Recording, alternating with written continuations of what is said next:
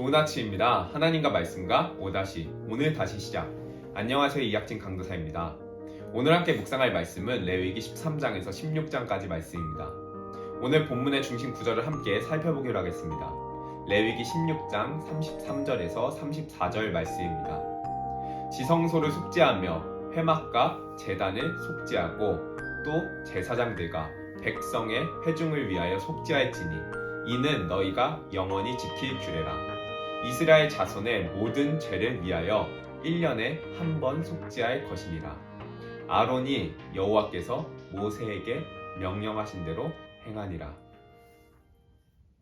레위기 12장에서 15장은 외적인 요인에 의해서 발생하는 부정의 문제에 대해서 다루고 있는데 13장과 14장은 그중 사람의 각종 피부 질환들과 옷, 집에 생기는 각종 곰팡이 등에 의해서 유발되는 부정함에 대해서 다루고 있습니다.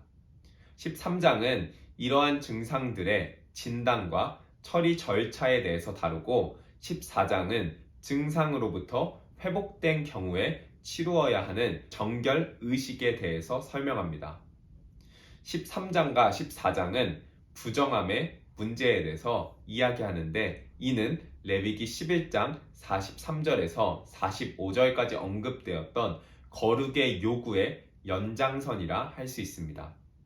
거룩한 하나님과 이스라엘 백성이 교제하는 방법은 이스라엘이 모든 부정에서 깨끗함을 유지하는 것이기 때문입니다.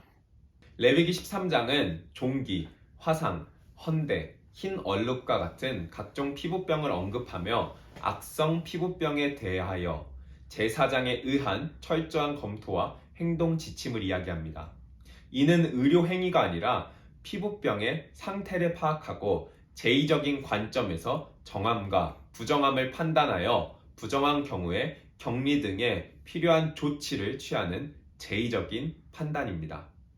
즉 피부병으로 인한 정함과 부정의 문제는 제의적 시각이지 도덕성이나 육체적 문제가 아님을 의미합니다. 레위기 14장은 한 번 부정했던 사람이 악성 피부병으로 벗어났을 때 정결의 상태를 회복하는 과정에 대해서 상세하게 기술합니다. 정결의 상태로 회복하는 과정에서 중요한 것은 속죄의 절차입니다. 단순히 환자가 병에서 회복하고 몸을 깨끗하게 하는 것만으로는 하나님과의 관계가 회복되지 않으며 정결의식이라는 장엄하고 복잡한 절차를 통해서 하나님과의 관계가 회복되는 것이라는 중대함에 대해서 보여준다 할 수 있습니다. 레위기 15장은 몸에서 나오는 것에 의한 부정함의 문제를 다룹니다. 2절부터 18절은 남성에 대한, 19절부터 30절은 여성에 대한 규례로서 몸에서 유출물들이 나오는 경우 부정함의 상태를 어떻게 해결하고 정결을 회복할 것인가에 대한 설명이 나옵니다. 이는 지속성을 갖는 경우와 일시적인 경우에 따라서 나뉘게 됩니다. 레위기 16장은 속죄일의 속죄의식에 대해서 설명합니다. 속죄일은 이스라엘의 모든 절기 중 가장 중요하고 거룩한 날로서 1년에 한 번 일반적인 제사로는 미처 다 해결하지 못한 모든 죄들을 전부 속죄하고 완전하게 정결함을 받는 날입니다. 16장은 이스라엘을 속죄하기에 앞서 이스라엘의 대제사장인 아론 자신의 죄를 속죄하는 절차가 등장합니다. 1년 중 유일하게 이날은 아론과 백성의 속죄 제물의 피가 지성소 안으로 들어가고 이스라엘의 모든 죄들이 속죄됩니다. 그리고 16장 후반부는 나머지 제사 의식과 의미에 대해서 설명하며 모든 백성들이 거룩함에 동참할 것을 요구하는 것으로 마무리됩니다. 특별히 속죄일에는 2마리 염소를 속죄 제물로 바쳤습니다. 한 마리는 이스라엘의 모든 죄를 전가하여 하나님께 용서를 구하는 제물로 바쳤고 다른 한 마리는 이스라엘의 모든 죄를 머리에 두어 접근하기 어려운 광야에 버려졌습니다. 레위기 16장 22절입니다.